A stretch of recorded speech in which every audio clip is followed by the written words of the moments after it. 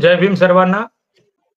आताच साहित्य संमेलन दिल्लीमध्ये झालेलं आहे आणि त्यानिमित्ताने एक स्त्री अखिल भारतीय मराठी साहित्य संमेलनाचा अध्यक्ष म्हणून त्यांना त्या ठिकाणी अ, बसवलेलं आहे. त्यांना त्या ठिकाणी पाचारण केलं आणि त्यांनी जे भाषण दिलं, त्याची चर्चा देशात आणि विदेशातही मोठ्या प्रमाणात होताना दिसते आहे. खरं म्हणजे तारा भवाळकरांचं यांचं नाव मी फार वर्षापासून ऐकतोय आणि बऱ्याच व्याख्यानामध्ये तारा भवाळकरांच्या अ, पुस्तकांचा आणि संशोधनाचा संदर्भ मी बऱ्याच महिलांच्या आणि समता पर्व, स्मृती पर्व हे यवतमाळला होणारे जे मोठे कार्यक्रम आहेत, या ठिकाणी नेहमीच त्यांचा संदर्भ मी दिलेले आहे. तारा भवाळकर हे माझ्या आवडीच्या लेखिका आहेत. त्या जरी उच्चभ्रू समाजातून आल्या असल्या तरी त्यांनी लोकसाहित्य आणि लोकसंस्कृती हा आपल्या अभ्यासाचा विषय त्यांनी निवडलेला आहे. आणि लज्जा गौरी नावाचं एक पहिलं पुस्तक त्यांचं मी वाचलेलं आहे. आणि आता देखील एक पुस्तक मी लगेच म्हणजे अगदी त्यांचं भाषण ज्या दिवशी होतं त्या दिवशीच मी Amazonवरून ऑर्डर केले आहे त्यांचं पुस्तक. हे भाषण म्हणजे एका स्त्रीनं एक क्रांतिकारी भाषण केलेलं आहे. काही लोकांना असं वाटतं की हे भाषण म्हणजे गुळगुळीत आहे किंवा हे भाषण म्हणजे काही क्रांतिकारी नाही आहे, परिवर्तन घडवून आणणारं नाही आहे. पण ज्या वर्गातून ही महिला, ही स्त्री आली, अभ्यासक आली, त्या वर्गामध्ये किंवा त्या सामाजिक परिप्रेक्षामध्ये ती वावरली. तिथे तिला जे काही सांस्कृतिक आणि सामाजिक शैक्षणिक बाळकडू जे मिळालं, ते निश्चितच बहुजनांच्या संस्कृतीला, बहुजनांच्या विचाराला, बहुजनाच्या परिवर्तनाला पूरक असं नव्हतं. तरीही पण तिने लोकसंस्कृतीच्या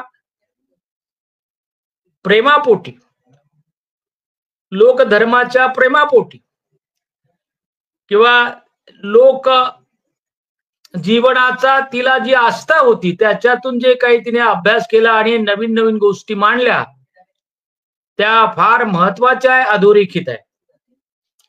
तर त्यांनी पहिल्यांदा म्हणजे काही गोष्टी आपल्या या साहित्य संमेलनामध्ये अधोरेखित केल्या, त्या फार महत्वाच्या आहेत. यवतमाळला देखील 2019 मध्ये अखिल भारतीय मराठी साहित्य संमेलन झालं होतं.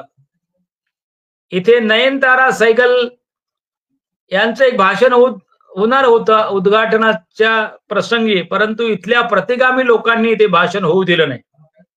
मी संदर्भ याच्यासाठी सांगतोय की ती पण एक महिला होती, नेहरूची कुटुंबातली, ती भाची वगैरे त्यांची.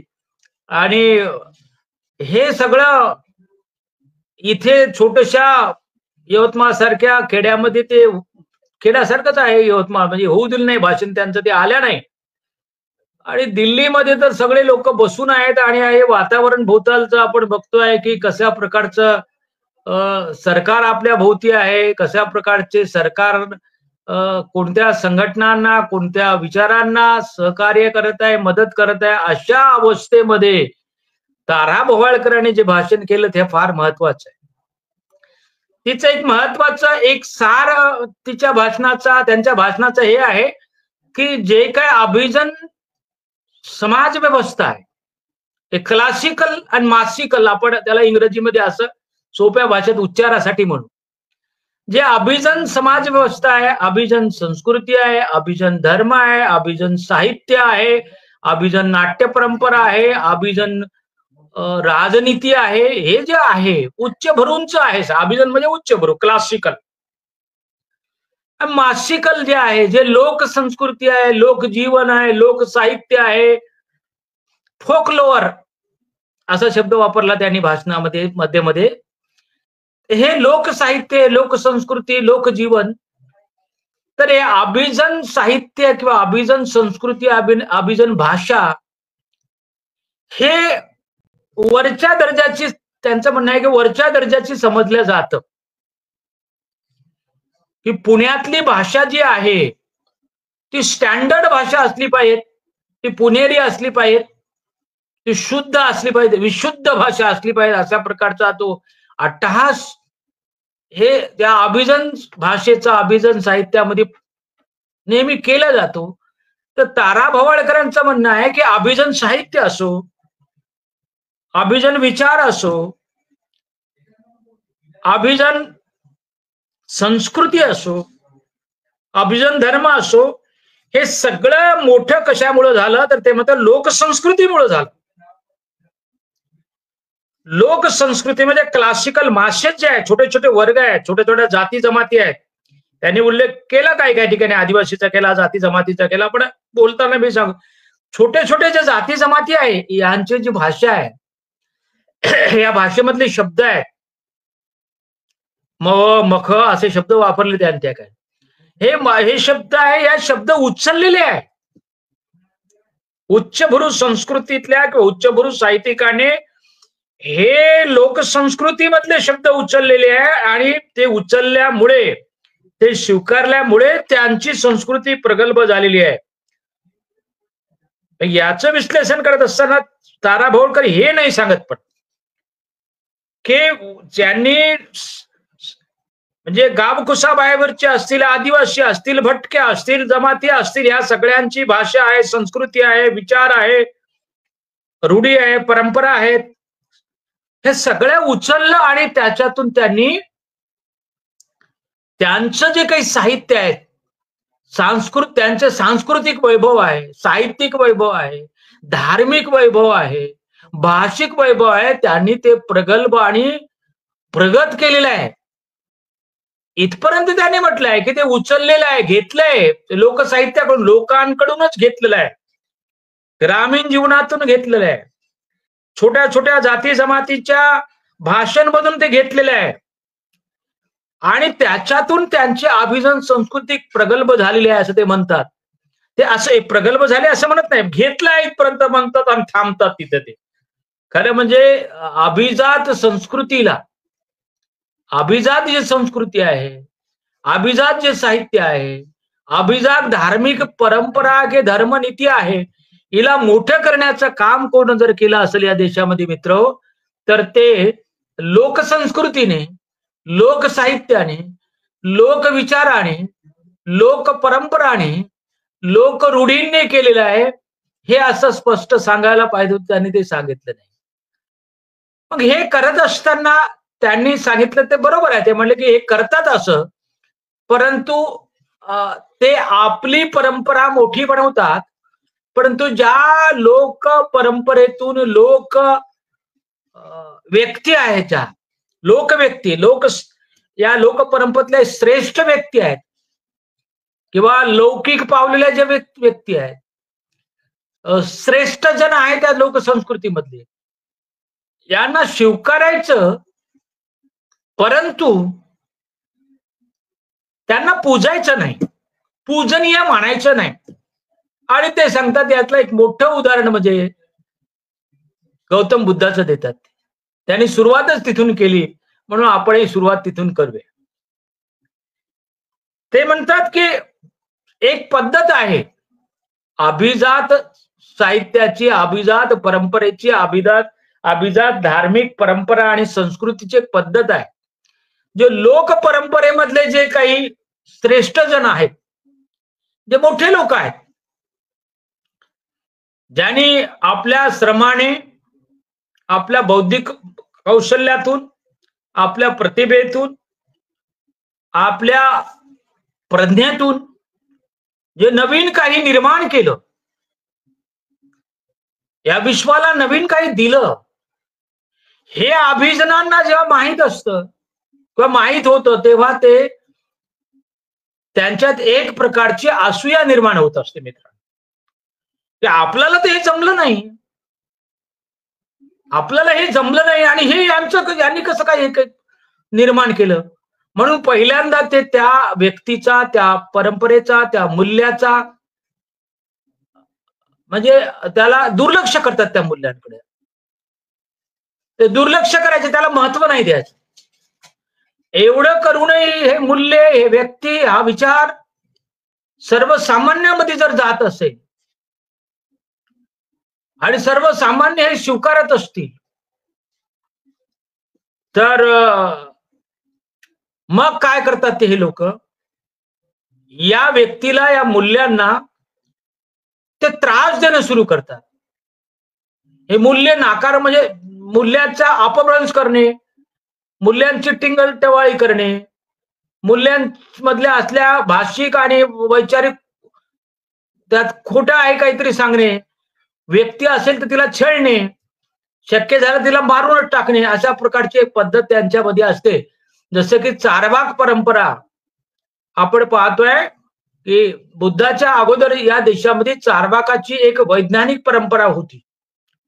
आणि या चारवाकाने जेव्हा सत्य सांगणं सुरू केलं, तेव्हा अनेक चारवाक परंपरेतल्या लोकांना यांनी जिवंत जाळलेलं आहे. महाभारताच्या काळामध्ये महाभारताच्या काळात देखील चारवाकांना जिवंत जाळल्याची उदाहरणं महाभारतामध्ये आहेत. त्याच्या अगोदर ते भरपूर जाळे. म्हणजे पहिल्यांदा त्यांना दुर्लक्ष करायचं, अनुलक्षण मारायचं, त्यांना त्याचं लक्ष द्यायचं नाही. अनौलख्यानं मारायचा, अनुल्लेख करायचा त्याचा, आणि ते नाही ऐकत तर त्याची बदनामी करायची, मारायचं, त्याला खून करायचा, संपून टाकायचं. असंही नाही झालं आणि तरी वाढत असेल, तर मग ते तत्व स्वीकारायचं, त्या व्यक्तीला स्वीकारायचं आणि ते आमचाच आहे असं म्हणायचं.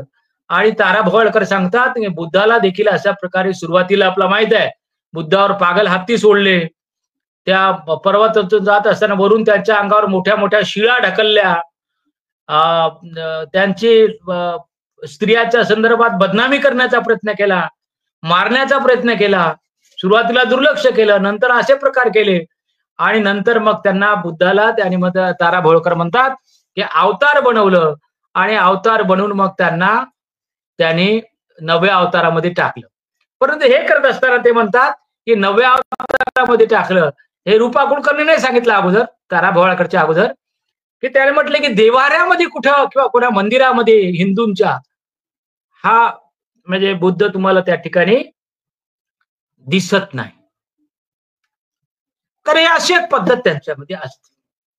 हा उल्लेख तिने पहिल्या साहित्य संमेलनामध्ये, म्हणजे 98व्या साहित्य संमेलनामध्ये, आतापर्यंतच्या साहित्य संमेलनामध्ये कोणी कसा केला, कारण मी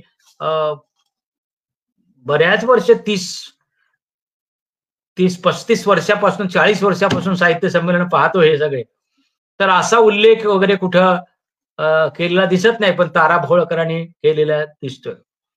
तारा भोळकरांनी एक आदिम देवतेचा पण उल्लेख असाच केलेला आहे,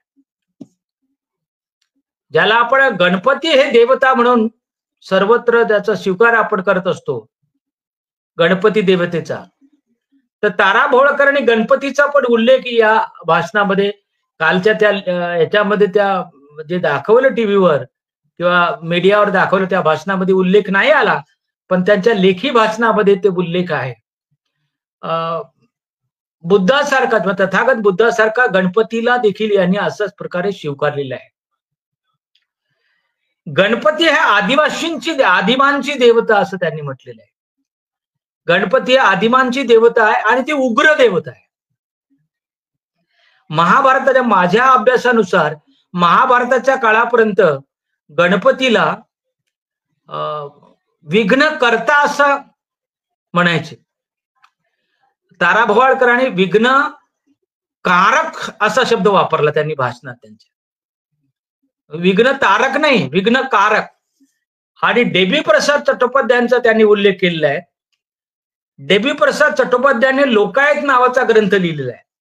बेंगाली ग्रस्त आहे, बेंगाली कम्युनिस्ट आहे, आणि यांनी लोकायत नावाचा ग्रंथ लिहिला. त्या ग्रंथामध्ये सुरुवातीचं दुसरं किंवा तिसरं प्रकरण आहे, 40 पानाचं ते प्रकरण आहे गणपतीवरच. हा गणपती ही लोकदेवता होती. गण म्हणजे आदिवासी, पती म्हणजे मुख्य. आदिवासींचा जो मुख्य होता त्याने पूर्ण फोड करून नाही सांगितली, म्हणून त्यांच्या भाषणाचा संदर्भ घेऊन आपण थोडंसं विस्ताराने त्याच्यावर बोलणार आहोत. म्हणजे आदिवासींचा मुख्य जो होता, शंकराला महागणपती पण म्हणतात, शंकराच्या वडिलाला, गणपतीला तर म्हणतात. हा गणपती या वैदिकांना सळो की पळो करून सोडायचा. यांच्यात प्रचंड असे संघर्ष असायचा आणि वैदिकाच्या यज्ञ संस्कृतीला हा विरोध करायचा.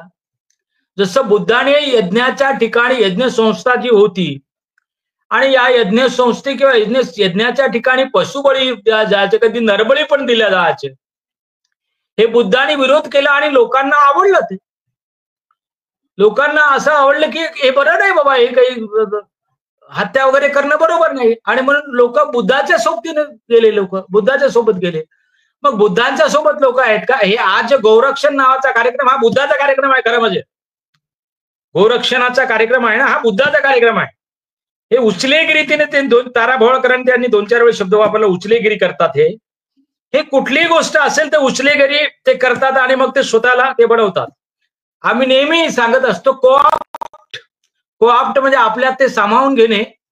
सुरुवातीला ते दुर्लक्ष करणे, मग सामावून घेणे, मग त्याला करप्ट करणे म्हणजे त्याला तोडफोड करून आपल्या पद्धतीची मूर्ती बनवणे, आपल्या पद्धतीच्या संकल्पनेच्या चौकटीत त्याला बसवणे, कोंदणात बसवणे आणि convey in our own way आणि आपल्या पद्धतीने ते लोकांकडे प्रोजेक्ट करायचं. तर तुम्हाला माहित आहे, हे जे संघाचे लोक जे असं जे हे करतात, असा आपला सॅल्यूट किंवा नमस्कार करतात, हे इटालियन आहे. हे तिथून घेतलेलं आहे. त्यांची काळी टोपी आहे, ते मुसोलिनीची टोपी आहे. तिकडं ते दंडे भिंडे आहे, तलवार हे असायचे ते बंदुका, ते तिकडचं आणलेलं आहे. आणि हे उचलेगिरी करतात. तारा भोळकरने 2-4 वेळ शब्द वापरला, उचलेगिरी. अशाच प्रकारचे गणपतीचा देखील मी तुम्हाला संदर्भ देत होतो की गणपतीचा देखील त्यांनी असाच उल्लेख सुरुवातीला दुर्लक्ष केलं आणि नंतर त्या गणपतीला इतका मोठा देवता बनवून टाकलं की बुद्धीची देवता. म्हणजे ते म्हणत आहे की तू आम्हाला देव मानत नव्हता ना, तू आता गणपती तू देव मानत नव्हता ना, तुलाच देव बनवतो आता आणि तुझीच पूजा करायला. म्हणजे ते व्यक्ती गेल्यानंतर तिचं कशा प्रकारे बौद्धिक आणि प्रतिकात्मक शोषण करायचे, ही जी पद्धत आहे या देशामध्ये, ही पद्धत संस्कृतीचा एक भाग असतो. तारा भोळकरने या 2 गोष्टी सांगितल्या. त्याने सरा गाडगिळे आणि डेबी प्रसाद चट्टोपाध्यायच्या पुस्तकाचं मराठी भाषांतर केलेलं आहे. मोठं पुस्तक आहे, पण त्याने काही सरमिसळ भाषांतर केलं. त्याने असं काही परफेक्ट भाषांतर केलं नाही की काही मुद्दे ते सरा गाडगिळे असल्यामुळे काही मुद्दे त्यांनी टाळलेले आहेत त्याच्यातले. तरी पण हा उल्लेख तारा भोळकरांच्या भाषणामध्ये आला. हे फार महत्वाची गोष्ट आहे. आणि त्यांनी सांगितलं की संस्कृतीची पण व्याख्या त्यांनी सांगितली. मनुष्य जीवन जगतो, त्याने सांगितलं की मनुष्य या भोवतालच्या वातावरणामध्ये राहत असताना त्याचे नातेसंबंध इतर समाजाशी असतात. ते इतर नातेसंबंधातून ते सांगतात की मग श्रद्धा असतात, काही भावना असतात, त्या विचाराची देवाणघेवाण असते आणि याच्यातूनच मनुष्य घडत असतो आणि त्या घडण्यालाच आपण मानवी किंवा माणसाची संस्कृती म्हणत असतो. अशा प्रकारची व्याख्या तारा भोळकरांनी केली. संस्कृतीची व्याख्या फार महत्वाची व्याख्या त्यांनी केलेली आहे. तरी पण त्याच्या पलीकडे जाऊन आपण या संस्कृतीची व्याख्या आपल्याला करता येईल किंवा इतर लेखकाची किंवा इतर विचारवंताची सांगता येईल की आपण ज्या परिसरात ज्या पद्धतीत राहत असतो, ज्या लोकजीवनात राहत असतो, त्याचा परिणाम आपल्या सगळ्यावर होत असतो. म्हणून त्याच्यातून आपल्या श्रद्धा निर्माण होत असतात, देवदेवता निर्माण होत असतात, भावभावना निर्माण होत असतात आणि या सगळ्या गोष्टीचं एकमेकांमध्ये देवाणघेवाण होत असतं आणि त्याच्यातून मनुष्य घडत असतो आणि मग त्याला आपण संस्कृती म्हणत असतो. अशा प्रकारचा विचार त्यांनी मांडलेला आहे. परंतु pilgrimage of mind and universities नावाचं एक प्रसिद्ध फार महत्वाचं पुस्तक हुमायून कबीरचं आहे.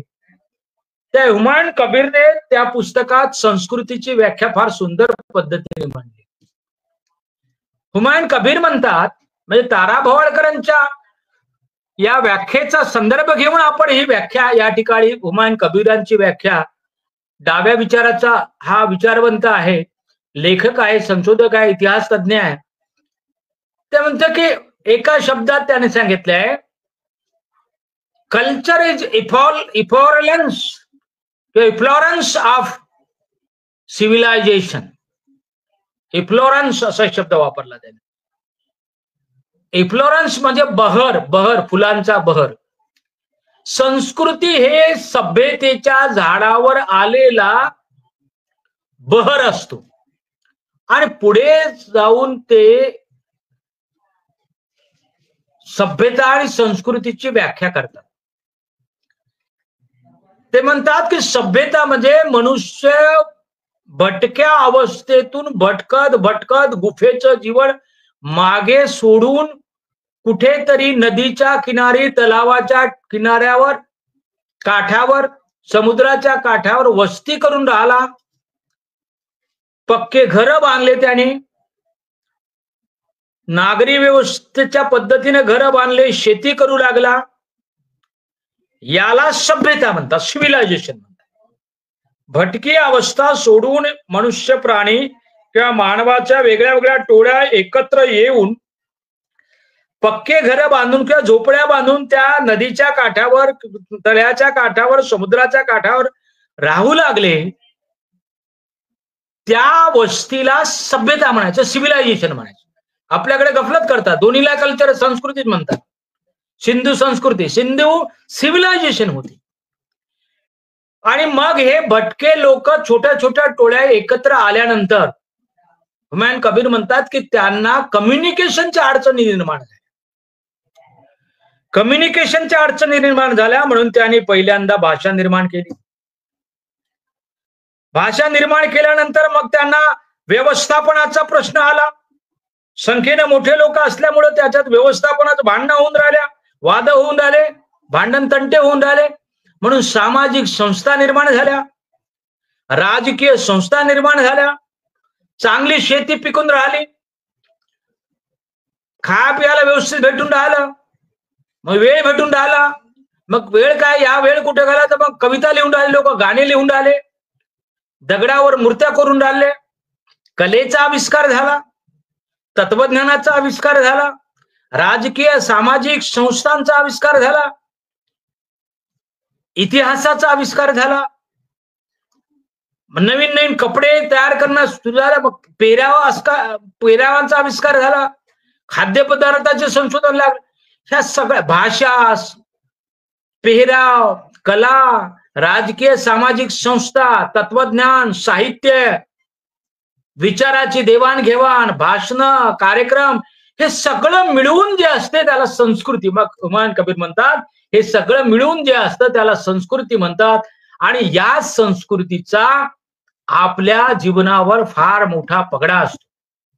मी कित्येक वर्षापासून असा विचार करत असतो की संस्कृती माणसाला विचार करण्यास भाग पाडत असते. या सगळ्या गोष्टी मिळून जर एक समुचित एक कुठलं फेनॉमेनॉन आपण जर पाहिला त्याला संस्कृती म्हणायचं. आणि हे जे टोटल एक संबंध, समग्र जे काही या घटकांचा जो विचार असतो तो माणसाला विचार करायला भाग पाडत असतो. आणि हे संस्कृती माणसाला गुलामही बनवत असते आणि मुक्तही करत असते. तारा भोवाळकरांनी या 2-4 गोष्टी सांगून संस्कृतीची थोडक्यात व्याख्या केली. पण खरे विचारवंत जे डाव्या विचाराचे जे लोक आहेत, वैज्ञानिक विचाराचे लोक आहेत, ते संस्कृती या पद्धतीने त्याला संस्कृती म्हणतात, या गोष्टीला संस्कृती म्हणतात.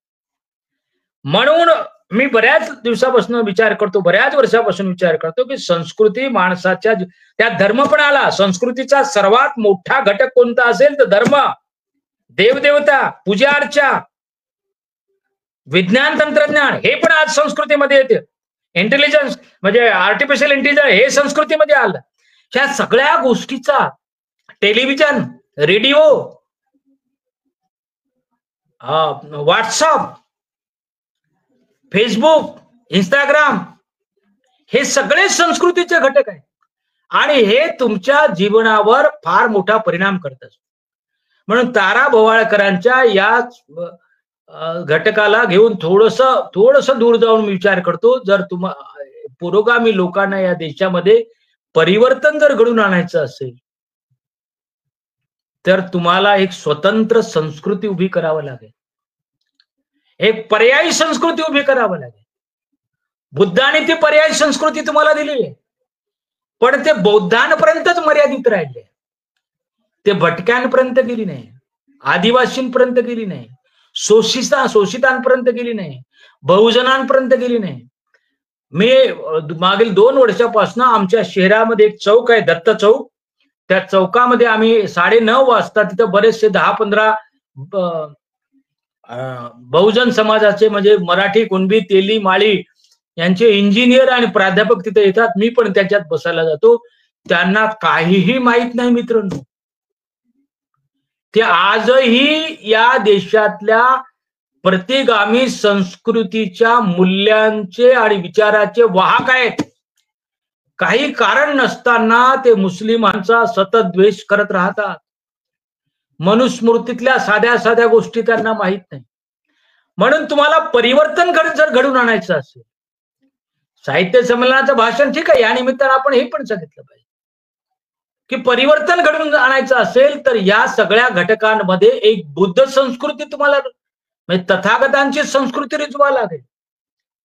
हा एक विचार या ठिकाणी प्रकर्षाने म्हणजे प्रामुख्याने आपण केला पाहिजे किंवा प्रकर्षाने आपण या विचाराकडे लक्ष घातलं पाहिजे. दुसरी गोष्ट त्याने खांडववनांचा पण उल्लेख केला. खांडववन वगैरे मग दिल्लीच्या संदर्भात हे बोलत असताना की दिल्लीच्या जवळपासच पांडवांची त्यांनी उल्लेख केलाय. दिल्लीच्या जवळपास पांडवांची वस्ती होती, हस्तिनापूर होतं. तर बरेच काही लेखक तर सांगतात की म्हणजे दिल्लीचं जुनं नाव हस्तिनापूर आहे, काय आता मोठं विस्तारलं त्यामुळे ते हस्तिनापूर त्या दिल्लीमध्येच आलेलं आहे. तर खांडवनाचा पण उल्लेख केलेला आहे त्यांनी. तर परंतु खांडवनाचा इतिहास त्यांनी नाही सांगितला.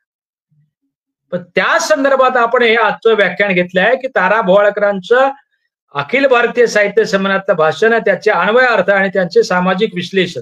खांडवनाचा उल्लेख केला. तिथे खांडवन होतं, तिथे पांडवांची वस्ती होती, तिथे राजधानी होती, मग दिल्ली तिथे गेली, असा प्रकारचा उल्लेख त्यांनी केला. त्या जे मीडियावर प्रसारित झालं त्या भाषणामध्ये नाही, पण लेखी भाषणामध्ये आहे. तुम्हाला माहित आहे की इरावती कर्वे आपल्या देशामध्ये फार मोठ्या लेखिका आणि मानववंशशास्त्रज्ञ होऊन गेल्या. त्याने युगांत नावाचं एक पुस्तक लिहिलं. मराठीमध्ये जुनी आवृत्ती होती, आता ना आहे का माहित नाही, पण इंग्रजीमध्ये आजही आहे. पण इंग्रजीमध्ये थोडंसं तोडमरोड केलं त्याने. त्याच्यामध्ये एक प्रकरण आहे खांडवनाच्या संदर्भात. बुद्धाचं तत्वज्ञान पसरवणारे किंवा बुद्धाच्या तत्वज्ञानाचा प्रचार आणि प्रसार करणारे नाग लोक हे खांडवनामध्ये राहत होते. आणि त्या खांडवनामध्ये हे लोक राहतात आणि हे आपल्या विचाराच्या विरोधातले लोक आहेत. हे पांडवांना, कृष्णाला, या सगळ्या लोकांना समजलं, माहित होतं अगोदरच, पण त्या जवळच आले ते हस्तिनापुराजवळ खांडवनात. हे लोक संपवले पाहिजेत म्हणून त्याने एक प्रयत्न केला. अर्जुनाने आणि कृष्णाने एक दिवस, इरावती कर्वे स्वतः लिहितात, मी माझं सांगत नाही, अर्जुनाने आणि कृष्णाने भरपूर दारू पिली दोघांनी आणि खांडवनाला या दोघांनी म्हणून आग लावली. आणि त्या आगीत अनेक बुद्ध अनुयायी नागवंशीय लोक जळून खाक झाले, मेल्या, त्या वस्त्या संपल्या तिथल्या. काही लोक बाहेर त्या वनाच्या बाहेर निघत होते, तर घेरू त्या इरावती कर्वे म्हणतात, घेरू त्यांना परत त्या आगीमध्ये ते हे लोक पाठवत होते, बाणाने मारत होते. असा इतिहास आहे. तारा भोवाळकरांनी केवळ त्याचा उल्लेख केला. त्यानिमित्तानं मुद्दा म्हणून मी या सगळ्या गोष्टी तुम्हाला इथे सांगण्याचा प्रयत्न करतोय. तर ही संस्कृती आपली जी आहे ती कशी कुठे कशी संपवली आणि बुद्धाचा विचार, चार्वाकाचा विचार, कपिलाचा विचार, कनादाचा विचार हे कसं संपवण्याचं काम या लोकांनी केलंय, याचा विचार या निमित्ताने का होईना आपला करता येऊन आला किंवा करतोय आपण, ही गोष्ट या ठिकाणी चांगली आहे. आणि त्याने सांगितलं आहे की ऐहिक स्वास्थ्यासाठी धर्माची निर्मिती झाली. धम्म आणि धर्म याचा विचार आपण, धम्माचा त्यांनी उल्लेख 1-2 ठिकाणी जरी केला असला तरी धर्माच्या संबंधात ते वारंवार बोलल्या. ते म्हणले ऐहिक स्वास्थ्यासाठी धर्माची निर्मिती झाली आहे. म्हणजे फार मोठं क्रांतिकारी वाक्य तारा भोवाळकरांनी या साहित्य संमेलनात वापरलंय. म्हणजे धर्मो रक्षिती रक्षितः किंवा धारयती इति धर्म असं वारंवार जे सांगतात लोक धर्माचा प्रचार करत. धारयती धर्म, जे धारण करते ते धर्म असते. समाजाने धारण केला त्याला धर्म म्हणायचं. या धर्मो रक्षिती धर्मा, जे धर्माचं रक्षण करतात त्याला धर्म त्याचं रक्षण करत असते. पण तारा भोळकरांनी या सगळ्यावर म्हणजे कुठारा आघात केलाय, मोठा आघात केलाय. ते म्हणले की ऐहिक स्वास्थ्यासाठी धर्माची निर्मिती झाली. म्हणजे धर्म हा धर्माच्या मुळाशी ते म्हणतात की इकॉनॉमी आहे. मला फार आनंद झाला हे वाक्य. तुम्हाला जरी साधं वाटत असेल, कारण हे वाक्य ऐकायच्या अगोदर बऱ्याच वर्षापासून मी नेहमी माझ्या भाषणात सांगतो, म्हणजे या देशातला धर्म हा धर्म नाही आहे. Religion is not only religion, it is politics, it is economy, it is societal thinking. म्हणजे धर्म हा धर्म नाही आहे. धर्म म्हणजे राजकारण, धर्म म्हणजे अर्थकारण, धर्म म्हणजे समाजकारण, धर्म म्हणजे साहित्यकारण, धर्म म्हणजे सांस्कृतिकारण. ह्या सगळ्या गोष्टीचा अर्थ ऐहिक स्वार्थाच्या निर्मितीसाठी धर्म झालाय. आणि ते म्हणतात, काय म्हणतात धर्म? विद्या देही, धनम देही, पुत्रम देही, फलम देही. मला दे दे दे दे दे असे 4-5 वेळेस दे दे लिहिले त्यांनी. तारा भोळकरने आपल्या भाषणात हिंदूंचा धर्म काय म्हणले? मला दे दे दे दे, मला देत राहा, मला देत राहा, मला मिळालं पाहिजे. धनम देही, विद्याम देही, फलम देही, पुत्रम देही, मला द्या. प्राप्तीसाठी धर्माची निर्मिती झाली आहे. प्राप्तीसाठी धर्माची निर्मिती झाली आहे. म्हणजे कोणीकडे इंगित करतात ते, हे मंदिरांची जी संख्या वाढत आहे ते प्राप्तींचे एटीएम आहे असं त्यांना म्हणायचं आहे, लक्षात घ्या. तेव्हा हे सगळं भाषण, याचं तर खरं म्हणजे पूर्ण वाचून त्याचं मोठं विश्लेषण, एखादा परिसंवाद त्या या भाषणावर घेतला पाहिजे आणि आपल्याला अभिप्रेत असलेले अर्थ आपण त्या ठिकाणी काढलेले पाहिजे. की धार्मिक हे धर्म हा ऐहिक म्हणजे वर्ल्डली, आर्थली, म्हणजे पार्थिव जगात आपण जे जगतोय त्याच्या फायद्यासाठी धर्माची निर्मिती झाली आहे. मग याच्या कॉन्ट्रास्ट मध्ये आम्हाला धम्म सांगावं लागेल. मी मग म्हटलं की तुम्हाला सांस्कृतिक पर्याय द्यावा लागेल, नवीन संस्कृती रुजवावं लागेल. बऱ्याच वेळेस आपण काय करत असतो, एखादा विद्रोह, आता दुसरीकडे विद्रोही साहित्य संमेलन सुरू आहे, विद्रोह करून राहिलो आपण. पण विद्रोह हा जवळच थांबून राहिला नाही पाहिजे. दुसऱ्या अर्थाने बाबासाहेबांनी एका ठिकाणी म्हटलंय की मी तुम्हाला बुद्ध धम्म दिला, मुक्त केलं तुम्हाला, तुम्ही मुक्त झाले. ही अर्धी क्रांती आहे, हे अर्ध काम आहे. पण ज्या लोकांनी तुम्हाला गुलाम बनवलं होतं आणि गुलाम 1000 वर्ष गुलाम म्हणून तुम्हाला ठेवलं होतं, तुम्हाला वापरलं होतं गुलाम म्हणून, गुलामाच्या सगळ्या शक्तीचा फायदा त्याने घेतला होता, लाभ घेतला होता. गुलामाच्या शक्तीवर, बौद्धिक शक्ती असो, शारीरिक शक्ती असो, श्रमशक्ती असो, याचा फायदा घेऊन या सगळ्या गुलाम बनवणाऱ्या लोकांनी तुम्हाला वापरलं आणि हे सगळं करता करता त्यांना ते समृद्ध आणि संपन्न झाले. आणि याच्यातून त्यांचा एका गोष्टीवर विश्वास बसला की या लोकांना आपण वापरून घेतलं पाहिजे, श्रम म्हणून यांच्याकडून घेतले पाहिजे, त्यांना गुलामच ठेवलं पाहिजे, अशी एक फिलॉसॉफी त्यांनी तयार केली. आणि ही फिलॉसॉफी अनेक 1000 वर्ष वापरले असल्यामुळे त्यांना ती खरी वाटू लागली आहे आणि म्हणून ते गुलामीचं समर्थन करतात. बाबासाहेब म्हणतात, मी तुम्हाला गुलामीतून मुक्त केलं, हे अर्धी क्रांती आहे. पण ज्यांनी तुम्हाला गुलाम बनवलं आणि ज्यांचा गुलामीवर आजही विश्वास आहे त्यांना पण तुम्हाला मुक्त करायचं आहे की मानवी समाजामध्ये कोणी कोणाला गुलाम बनवू नये, सगळे समान लोक असतात, इक्वॅलिटी आली पाहिजे. हा विचार त्यांच्यात रुजून त्यांच्या ठिकाणी 1000 वर्षापासून गुलाम बनवण्याची प्रवृत्ती, जी विकृत प्रवृत्ती आहे, तिला नष्ट करून त्यांनाही समानतेचा विचार दिला म्हणजे ती पूर्ण क्रांती आहे. याला बाबासाहेब पूर्ण क्रांती म्हणतात. म्हणून विद्रोहाजवळच थांबू नये. विद्रोह काय करतो आपण? विद्रोह कोणाचा तरी करत असतो आपण. राजाचा एखादा विद्रोह आपण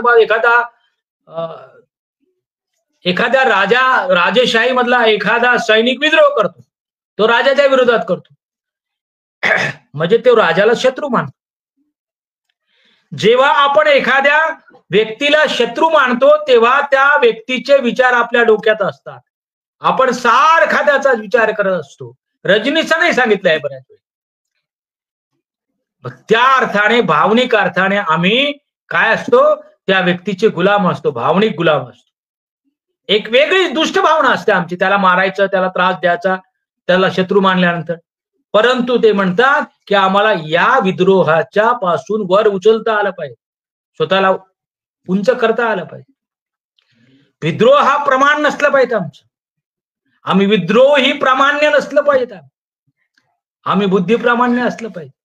आम्ही सत्यप्रामाण्य असलं पाहिजे. आणि आम्ही मग विद्रोह त्यांच्या विरोधात करत असताना आम्ही त्यांच्या संदर्भाने जगत असतो. त्यांना आम्ही आमच्या जगण्याचे संदर्भ मानत असतो. आमच्या शत्रूचा विचार, शत्रूचं जगणं, शत्रूचं वागणं, शत्रूची भाषा, शत्रूची संस्कृती आमच्या जगण्याचे संदर्भ जर असतील तर आम्ही मुक्त झालो का? नाही झालो मुक्त. बाबासाहेबांकडे बारकाईनं पाहिलं नाही आम्ही. बाबासाहेबांच्या 23 खंडामध्ये एखाद्या ठिकाणी अपवादानं कुठे नाव आलं असेल. सावरकरांचं कधीही नाव येत नाही. हिंदू महासभेचंही कधीही नाव येत नाही. बाबासाहेब जे ज्याला शत्रू समजत होते, की ज्याच्यामुळं हे सगळं आम्हाला भोगावं लागलं हे समजत होते, त्याला काही किंमतच देत नव्हते. ते स्वतंत्रपणे आपली स्वतःची एक विचारधारा उभी करत चालले होते. एक स्वतंत्र संस्कृतीला जन्म देत चालले होते. म्हणून Babasaheb was the greatest mother. मी बाबासाहेबाला एक महामाता समजतो, कारण त्यांनी फार मोठ्या गोष्टीला जन्म दिलेला आहे. जेव्हा धर्मांतर केलं तेव्हा नागपूरमध्ये त्यांना प्रश्न विचारला पत्रकाराने, तुम्ही नागपूरमध्ये धर्मांतर केलं, हे नाकावर टिचून, या संघाच्या नाकावर टिचून धर्मांतर केले का? बाबासाहेब म्हणले, कोण संघ? मी ओळखत नाही. भीकच घातली नाही त्यांनी. म्हणून विद्रोह म्हणून जे विचार आहेत आपण ज्याचा सतत तिरस्कार करत राहत, नुसता तिरस्कारच करत राहायचं का? मी तर म्हणतो संघाचंही नाव नाही घ्यायचं, वेळ प्रसंगी लिहायचं, त्याच्यावर थोडी चर्चा करायची. पण संघ आमच्या रथाचे घोडे नसले पाहिजे. संघ आमच्या यानाचं रडार नसलं पाहिजे. संघ आमचा होकायंत्र नसलं पाहिजे. आम्ही स्वतंत्र संस्कृती निर्माण केली पाहिजे, स्वतंत्र विचार निर्माण केला पाहिजे. आणि याच्यातून आम्हाला हे सांस्कृतिक धार्मिक परिवर्तन निर्माण करता येईल. त्या निमित्ताने या ठिकाणी ह्या गोष्टी त्यांनी सांगितलेल्या आहेत. फेक सायन्स आणि सुडो सायन्स हाही विचार तारा भोळकरांनी मांडला. व्याज सायन्स आणि नकली सायन्स, विज्ञान, व्याज विज्ञान आणि नकली विज्ञान. फार मजेदार त्यांनी हा एक छोटासा विचार आहे, पण फार त्याला इंगित आहे. जसं सुरुवातीला म्हटलंय की आपण सगळे भौतिक पद्धतीने जन्माला आलेलं, जैविक पद्धतीने जन्माला आले, असं तारा भोळकर म्हणतात की काही लोक माझा जन्म जैविक नाही आहे असंही म्हणतात, पण याला काही आधार नाही आहे. हे वाक्य कोणासाठी म्हटलं तुम्हाला सगळ्याला माहित आहे. या इलेक्शन मध्ये लोकसभेच्या मला तर असं वाटतं की परमेश्वराने मला वरून पाठवलं, माझा जन्मच जैविक वाटत नाही असे आपले पंतप्रधान म्हटले. पंतप्रधानाचं नाव न घेता तारा भोळकरांनी हा मुद्दा त्या ठिकाणी अधोरेखित केला आणि चांगला टोमणा मारला, चांगलं सगळ्या जगाला आणि देशाला लक्षात आलं. तशाच प्रकारे फेक सायन्स आणि सुडो सायन्स हा एक विचार त्यांनी त्यांच्या भाषणात मांडलाय.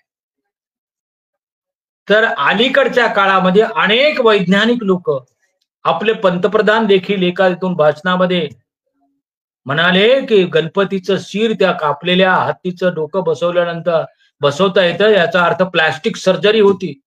हे सुडो सायन्स पुढे चालून म्हणतात की अशा विज्ञानाच्या नावावर अनेक खोट्या, पुढे स्पष्ट लिहिलंय तारा भोळकरने आपल्या एक भाषणामध्ये की विज्ञानाच्या नावावर आपल्या देशात खोट्या गोष्टी खपवल्या जात आहे किंवा लोकांमध्ये पसरवल्या जात आहे. आणि पुन्हा म्हटले दुर्दैव असं की तथाकथित शिकलेले माणसं ह्या गोष्टी खऱ्या मानत आहेत. आपले वैज्ञानिक चांद्रयान 3 पाठवल्यानंतर त्या मंदिरात जातात, आमची मोहीम फत्ते होऊ दे म्हणतात. हे सुडो सायन्स आहे, हे खोटं आहे. तथाकथित लोक विश्वास ठेवतात. म्हणून आमची ही फार मोठी जबाबदारी आहे की आम्हाला बुद्धाचं तत्वज्ञान त्या ठिकाणी मांडायचं आहे. शेवटचा एक मुद्दा मांडतो आणि मी थांबतो. स्त्रीवादावर पण त्या बोललेल्या आहे. श्रीमंत बोचा वारंवार उल्लेख केलाय त्यांनी की या देशामध्ये स्त्रीवाद कसा आहे किंवा विदेशी स्त्रीवाद तिकडून आलेला आहे. स्त्रीवाद म्हणजे जनरली आपल्या साहित्यामध्ये दलित साहित्य म्हणून ज्याला आपण उल्लेख करतो किंवा आंबेडकरी साहित्य म्हणून उल्लेख करतो, स्त्रीवादाकडे फार काही स्त्रीवादावर फार काही लिखाण झालेलं नाही आपल्या साहित्यात. विद्रोही साहित्य, विद्रोही कविता, विद्रोही नाटकं, विद्रोही कथा, कादंबऱ्या निर्माण झाल्या, पण स्त्रीच्या अनुषंगाने उल्लेख झाला नाही. खरं म्हणजे स्त्रीवादाचा जनक कोण असेल तर स्त्रीवादाचा जनक तथागत गौतम बुद्ध आहेत.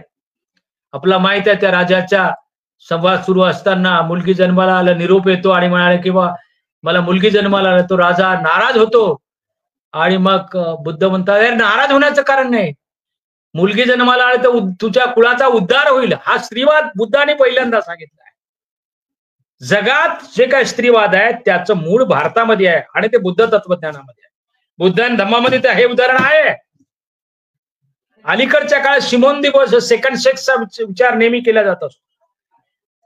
फार मोठा ग्रंथ आहे तो, बरेच लोकांना वाचणं होत नाही. इंग्रजीमध्ये आहे, भाषांतर झालेलं आहे त्याचं मराठीत. अलीकडे स्त्रीवादाचा आम्ही अभ्यास केला. व्हर्जिनिया वुल्फ नावाची एक लेखिका आहे इंग्लंडची, रूम ऑफ वन्स ओन नावाचे एक पुस्तक आहे त्यांचं, हे स्त्रीवादावर पुस्तक आहे. त्या ठिकाणी स्त्रियांना खोली भाड्याने घ्यायची असेल तर तिच्याकडे विशिष्ट प्रकारची अमाऊंट असावी तरच तिला ती खोली भाड्याने घेता येत होती किंवा तेवढा पगार असावा तिला तरच ती खोली भाड्याने घेत. स्त्रीला कुठल्या प्रकारचा अधिकार त्या ठिकाणी नव्हता. दुसरी गोष्ट, चिमंदी निगोची आडीची आफ्रिकन लेखिका आहे, अमेरिकेमध्ये सेटल आहे. तिनं देखील स्त्रीवादावर अनेक पुस्तकं लिहिली आहेत. तिचं एक छोटंसं पुस्तक आहे एव्हरीवन मस्ट बी फेमिनिस्ट, प्रत्येकाने स्त्रीवादी असलं पाहिजे. तिथे आफ्रिकेतल्या किंवा केनिया सारख्या वेगळ्या वेगळ्या देशामधलं त्यानं स्त्रीवाद सांगितलाय. भारतामध्ये स्त्रीवाद म्हणजे काय? आंबेडकरी स्त्रीवाद पुढे आला पाहिजे. आदिवासी स्त्रीवादावर एक शब्दही नाही बोललाय. आदिवासींच्या डांग मधला थोडासा उल्लेख त्या भाषणामध्ये केलेला. डांग महिला, गुजरात मधलं वरची साडी गुजरातच्या प्रकारची असते, वरचा भाग, आणि खालचा आदिवासी सारखा डांग सारखा असं ते तिने थोडं सांस्कृतिक संक्रमणाचा विचार त्या ठिकाणी मांडला. पण स्त्रीवादाचा खरं म्हणजे स्त्री फार मोठी शक्ती आहे. आणि आपल्याकडे आता भारतीय संविधान निर्माण झाल्यानंतर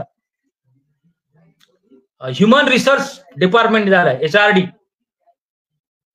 म्हणजे मनुष्यबळ विकास हे मंत्रालय आपल्याकडे आहे. म्हणजे स्त्रीला देखील मनुष्यबळ मानलं जातं.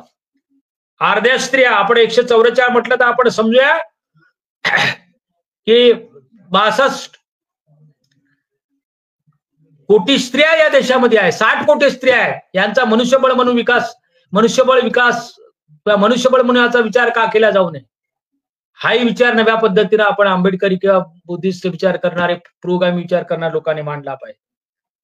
आणि हा सुडो सायन्सचा विचार त्या ठिकाणी घेतला. आणि दुसरे मुद्दे काय आहेत? आदिवासीच्या मंगल अष्टकांच्या संदर्भाने तिने म्हटले, सागर देवा सावित्रे व्हा, नदिया देवा सावित्रे व्हा, रुखिया देवा सावध रे व्हा शुभमंगलम सावधान. अनेक गोष्टी तिने छोट्या छोट्या बरेच इव्हन संत साहित्य तुकाराम महाराजांच्या संदर्भात फार मस्त उल्लेख आहे. ते शेवटचं सांगतो तुम्हाला, मजेदार उल्लेख आहे. आपल्या सगळ्या महिला संत आहेत, जनाबाई आहे किंवा कानोपात्रा आहे, बहिणाबाई आहे, विठाबाई आहे. फक्त 2च महिलांचं आत्मचरित्र आपल्याला उपलब्ध आहे मराठीमध्ये. कुठल्याही भाषेत 1-2च आहेत. त्याच्यामध्ये बहिणाबाई जी आहे तिचा पती ब्राह्मण होता, उच्च कुळातला, आणि तिला फार त्रास द्यायचा. हा ब्राह्मण तारा भोवाळकर मोठ्या डेअरिंगनं सांगितलं आहे की हा ब्राह्मण मोठा स्त्रीलंपट होता. अनेक स्त्रियांशी संबंध होते हिचे, आणि विठाबाईचाही पती असा स्त्रीलंपट होता. तर तुकाराम महाराजाला ही बहिणाबाई भेटायला चालली, संत बहिणाबाई. ते म्हणले की तुकाराम माझा तो शूद्र आहे, ते कशाला, हे मराठ्यांना सांगितलं पाहिजे, कुणब्यांना सांगितलं पाहिजे. ते स्वतःला खूप मोठे समजतात, म्हणजे उच्चभ्रू समजतात. ते अगदी ब्राह्मण्य वादासारखेच वावरताना दिसतात. तर तो बहिणाबाईचा पती तो ब्राह्मण म्हणतो की तो तुकाराम शूद्र आहे, त्याला भेटायला जातो. माझी उत्पत्ती तर ब्राह्मण कुळात झालेली आहे. तर हाही उल्लेख मोठ्या डेअरिंगने तारा भोळकरने केला. विठाबाईचाही उल्लेख केला, अनेक अभंगाचे उल्लेख केला त्याने, आणि तिकडे दक्षिणेमधल्या लल्लेश्वरीचाही उल्लेख केला. ती कशी आपल्या पतीला कंडिशनल, त्यांचं लग्न होते आणि 3 चुका झाल्या, 3 वेळ तुम्ही माझं मानलं नाही तर मी निघून जाईल. आणि जेव्हा संत त्यांना भेटायला येतात ते अशी निर्वस्त्र रस्त्यावर निघून जाते, आपल्या नवऱ्यालाही घाबरत नाही. अशा अनेक गोष्टी तिने म्हणजे खरं म्हणजे बारकाईने वाचून आणि त्याचा अभ्यास करून, किंवा चित्राव शास्त्री जोशीचा उल्लेख, तर्कतीर्थ लक्ष्मण शास्त्री जोशीचा उल्लेख, त्या ठिकाणी सगळ्या वेदांचं तसं कसं भाषांतर झालं, वेदांमध्ये काय काय म्हटलं आहे, किंवा सौतीचा उल्लेख त्याने केला. वेदामध्ये सौतीचा सत्यानाश हो, किंवा तिकडे प्रतिपक्ष काहीतरी एक कादंबरी बंगालच्या माणसाची, तिथं देखील ती बाई पडी, त्या रांगोळीवर पडी काही सगळे आपले भांडे ठेवायचे, आणि पळी पळी पळी पळी सौतीची बसो दात खिळी, अशा प्रकारचं उदाहरण त्याने दिलेलं आहे.